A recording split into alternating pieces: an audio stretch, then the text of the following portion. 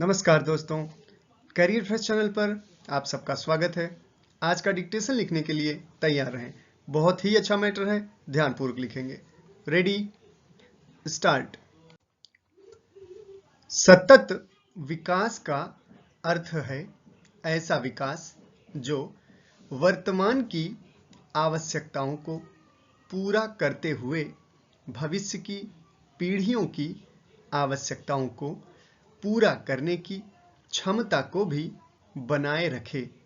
यह पर्यावरण, समाज और अर्थव्यवस्था के बीच संतुलन बनाए रखने का प्रयास करता है ताकि हमारे प्राकृतिक संसाधनों का उपयोग इस तरह से हो सके कि वे दीर्घकालिक रूप से उपलब्ध रहें।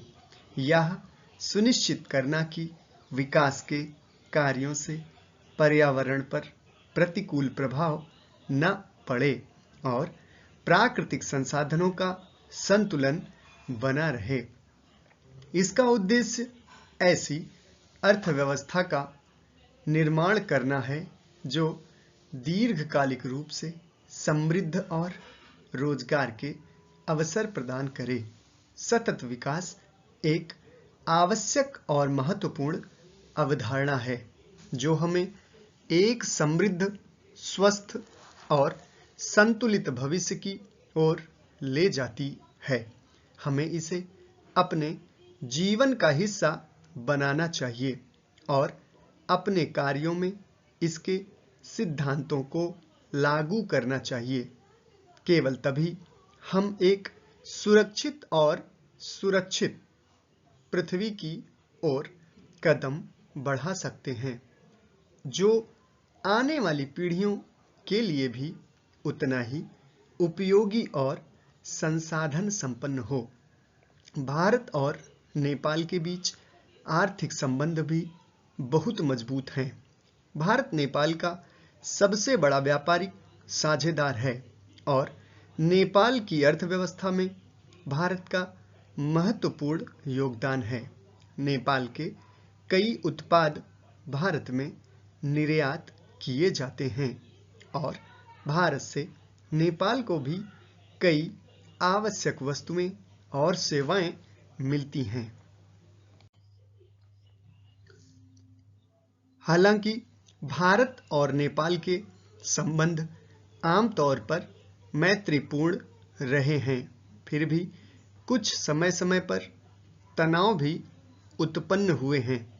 सीमा विवाद, जल संसाधनों का बंटवारा और राजनीतिक अक्षमता जैसे मुद्दों ने दोनों देशों के बीच चुनौतियां खड़ी की हैं। बावजूद इसके दोनों देश बातचीत और समझौते के माध्यम से इन मुद्दों को सुलझाने का प्रयास करते रहे हैं। भारत और नेपाल के संबंध सदियों पुराने और मजबूत हैं। साझा इतिहास, संस्कृति और आर्थिक हितों ने इन संबंधों को और अधिक प्रगाढ़ बनाया है।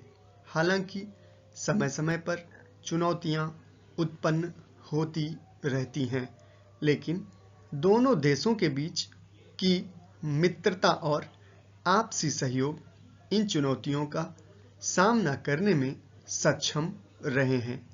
भविष्य में भी दोनों देशों को एक दूसरे के साथ सहयोग करते हुए अपने संबंधों को और अधिक सुदृढ़ करने का प्रयास करना चाहिए ताकि क्षेत्रीय स्थिरता और समृद्धि को बढ़ावा मिल सके। भारत और पाकिस्तान के बीच नागरिक, बंदियों और मछुआरों की सूची का आदान प्रदान एक महत्वपूर्ण कूटनीतिक कदम है। यह कदम दोनों देशों के बीच संबंधों में सुधार और मानवाधिकारों के प्रति सम्मान को दर्शाता है। दोनों देशों ने अपने अपने नागरिकों को वापस लाने के लिए इस प्रक्रिया का पालन किया है, जिससे उनके जीवन और परिवारों पर सकारात्मक प्रभाव पड़ता है। समाप्त। धन्यवाद।